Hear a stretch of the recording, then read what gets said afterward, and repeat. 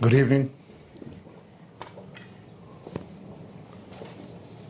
Israel is experiencing days of horror, sorrow, and rage. A week ago, we experienced such horror. Yesterday, I visited in Ashkelon the family of one of the hostages murdered in cold blood. A day earlier, I spoke to several of the families of these murdered hostages. It tears your heart out. I said to them that I'm sorry. I apologize that we didn't get them out. We worked so hard to get them. We were close, but we didn't. And they changed the torment. Our families worried about their loved ones, to families grieving for their fallen beloved. That sentiment I know, because I belong to that family, but it's a horror.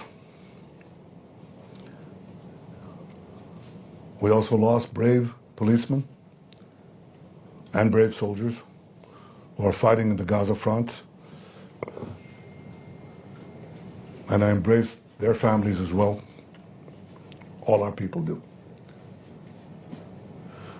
On October 7th, we experienced the worst savagery in this century.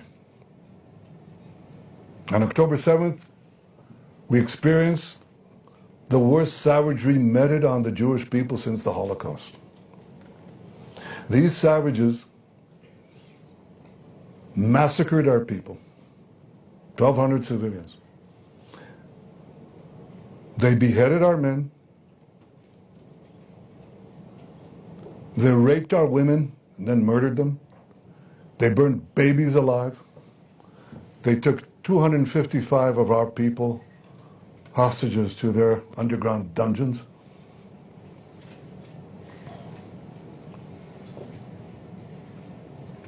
That's a horror that the world saw and responded to initially. It's important that we remember it. But we were given a reminder, a terrible reminder. Last week, when these savages murdered 6 of our hostages in cold blood, they riddled them with bullets, then they shot each of them in the head, some of them several times. And these are the savages, these are the terrorists that Iran implanted next to our border, as elsewhere. And we're committed to defeating them, to extirpating this evil from our midst.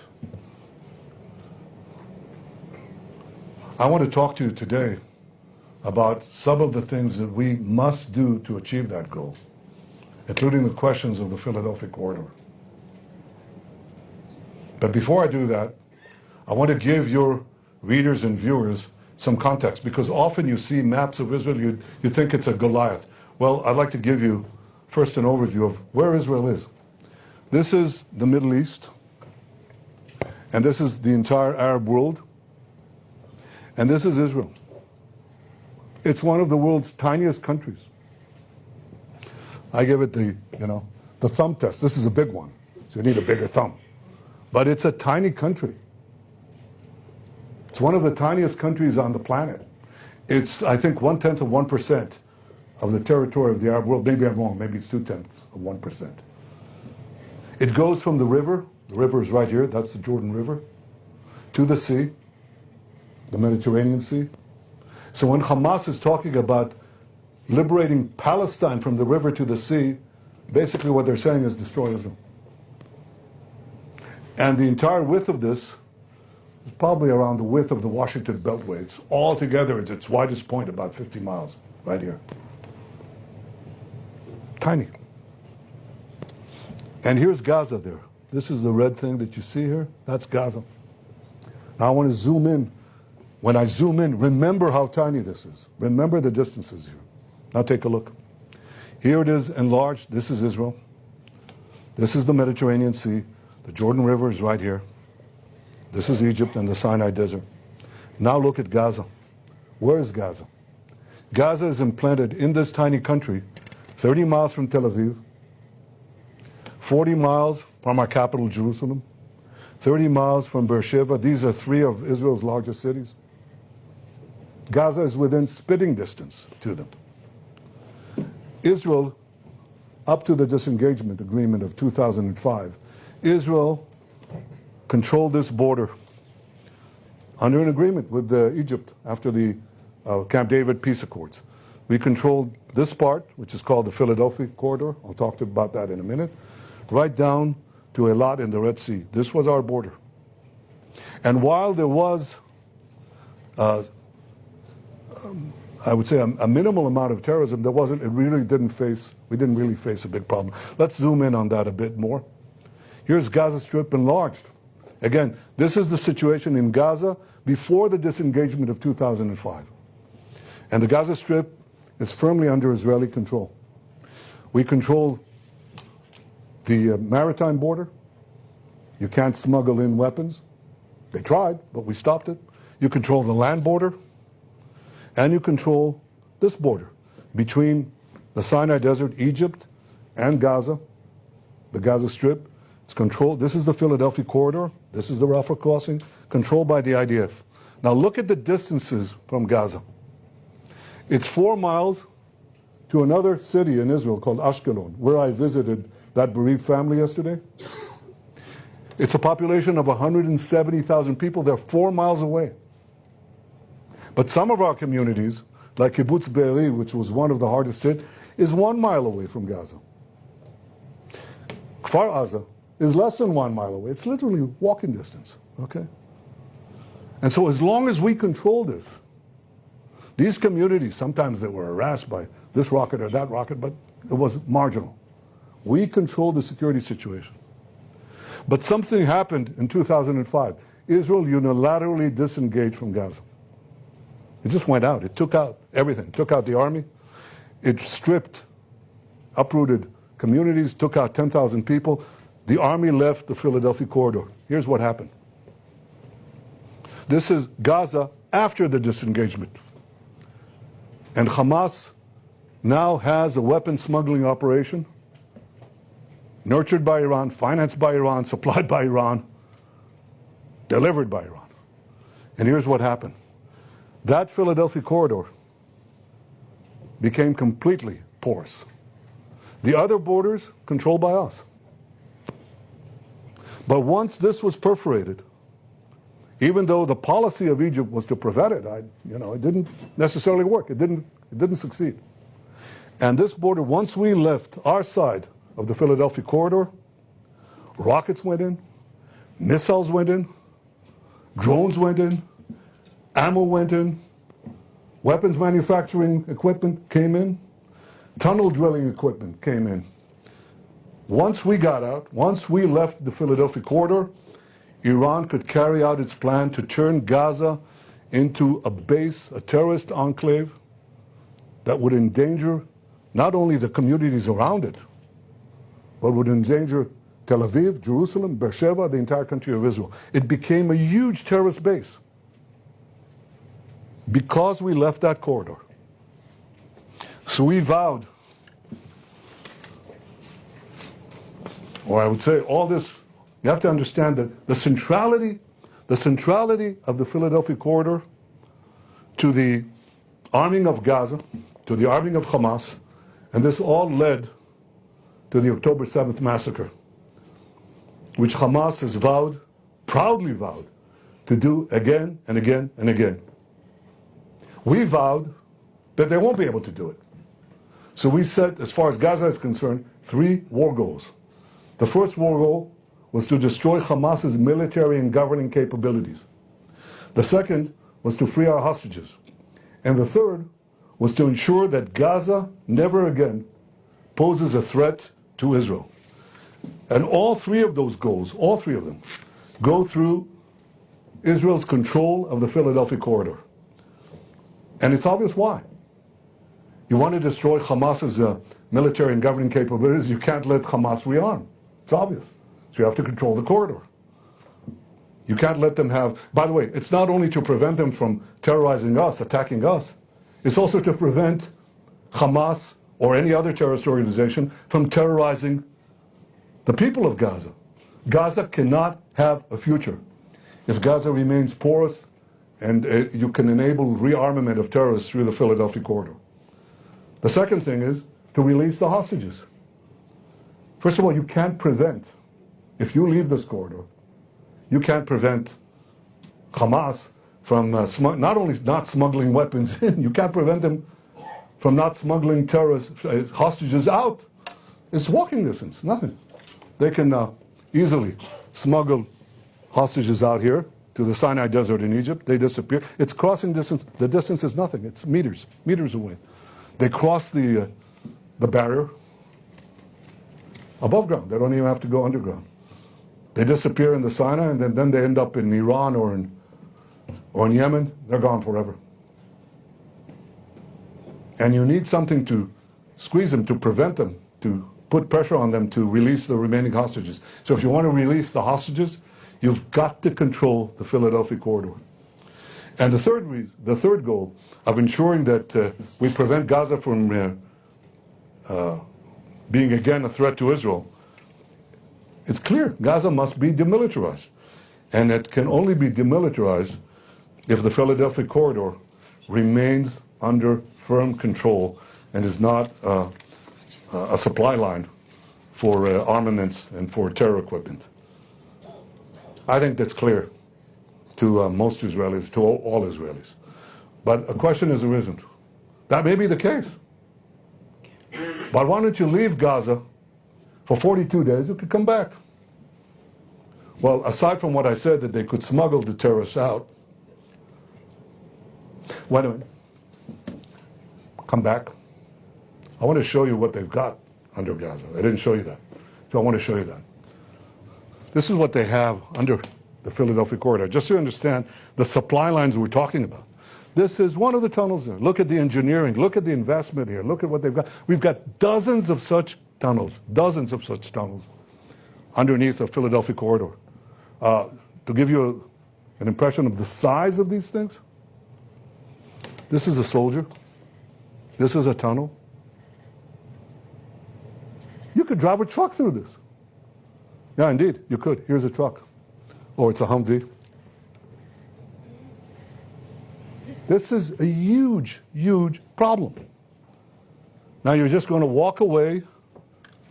It's obvious we have to control it, right? I think once you see this, you understand that. But then the next question is, okay, you leave and you come back. That's what they tell us, okay? We'll have complete international legitimacy to come back. Sorry, we've gone down that route. We're down that route when we left Lebanon, and people said, you can leave Lebanon and you can come back. The first time they fire a rocket, you can come back. The world will support you. It didn't. And we've been out of Lebanon for 24 years. They said the same thing when we left Gaza in the disengagement. They said, you can leave. And the first rocket, I remember Sharon, Prime Minister Sharon said this to me. First rocket, above ground or below ground. We'll be able to go back in. It's been 20 years, we haven't gone back in. Because you all know and understand that the international community, including friendly countries under enormous domestic pressure because of the propaganda that's leveled against Israel and against them, there'll be enormous international pressure not to come back. What is their message? End the war. End the war. And so when we want to come back and resume, we'll pay an exorbitant price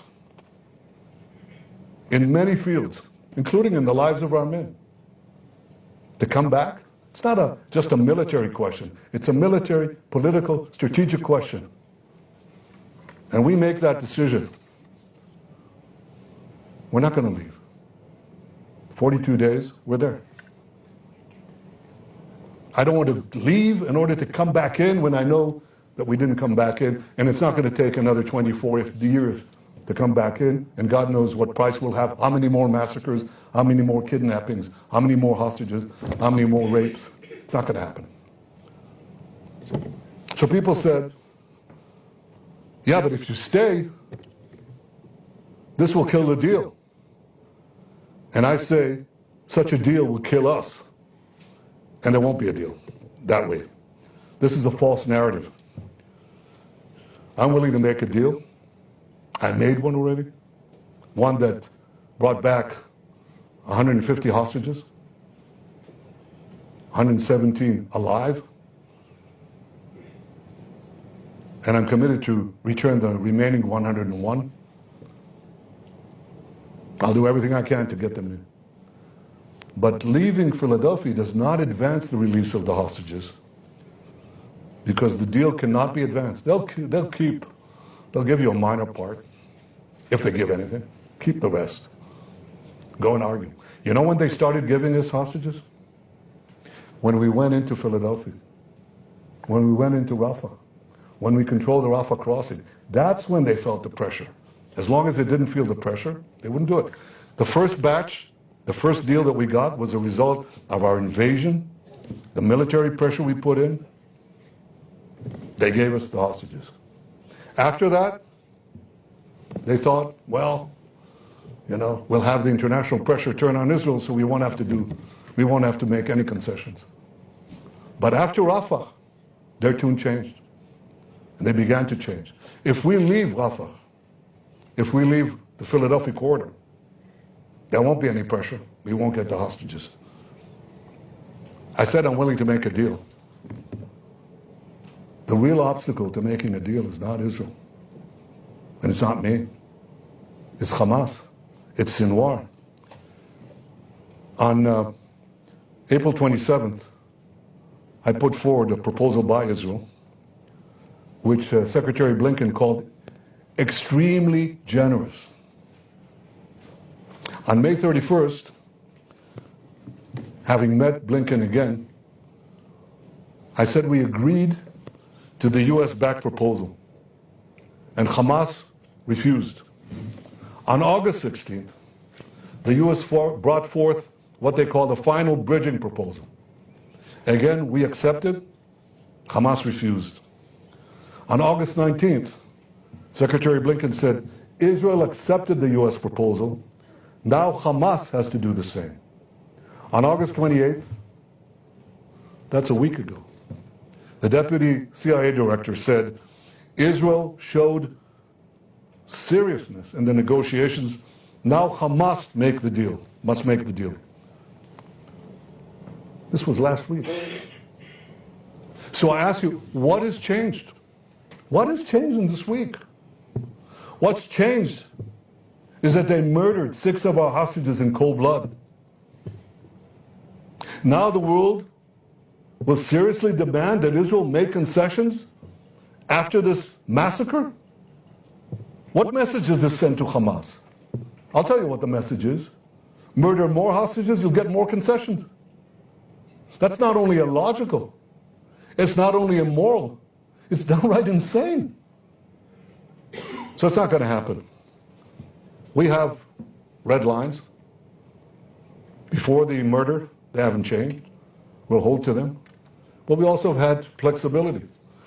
And I'll tell you one thing, Hamas will pay for this. That you can be assured. We'll make sure that we extract them, that price from them.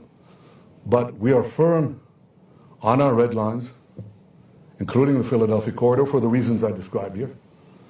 I'm flexible where I can be. I'm firm when I have to be.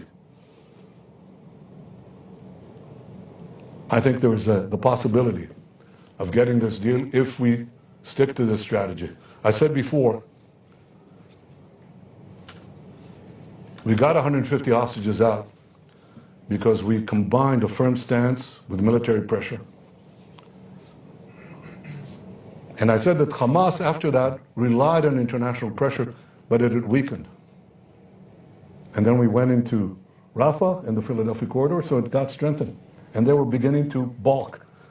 A condition that they said they'd never accept, the red line, is that we must commit to getting out of Gaza and enabling Hamas basically to take over Gaza again. End the war, get out, let them retake Gaza. That's obviously something we couldn't do. They said there'll never be a deal. Well, they started caving in there after we took the Philadelphia corridor. And then they started backing off. You know why they waited? Why they started backing off? Because they waited for Iran to start a general war with Israel. That didn't happen. So then they waited for Hezbollah to start a general war with Israel. That didn't happen either. So now they resort to the final tactic. They're going to sow discord and create international pressure, again using the hostages, even after the murder. And this is something that's not new because they started this a year ago. You should see this. I mean, this is their tactic.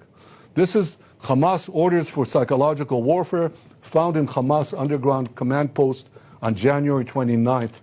That's right after the beginning of the war, 2024. And this is the original document in Arabic. Our soldiers found it. And here's what it says. Push photos and videos of hostages. Put it out in the media. Because that creates enormous psychological pressure. Who's not affected by it? Any human being seeing these souls, these girls, these people, young people from those dungeons, you're affected by it. Second, increase psychological pressure on defense minister. Third, continue blaming Netanyahu. And fourth, claim ground operation will not release hostages. That's Hamas's that's not only their talking points, it's their strategy. And their idea is this will sow internal discord and increase international pressure on Israel. That's what they hope to achieve. And they think this will happen. Well, it won't happen. I can tell you why it won't happen. I'll tell you why they'll fail. Because overwhelmingly, the people of Israel are united. They understand everything that I said here. Overwhelmingly. You should know that. It's important. And the second thing is, we're committed to achieving our goals. All three goals. Destroying Hamas's military and governing capabilities, releasing all our hostages, and ensuring that Gaza does not become a threat to Israel anymore. And all these require standing firm on the things that will ensure the achievement of these goals. And with God's help, and with our people's will, and with the courage of our soldiers, we'll achieve all goals.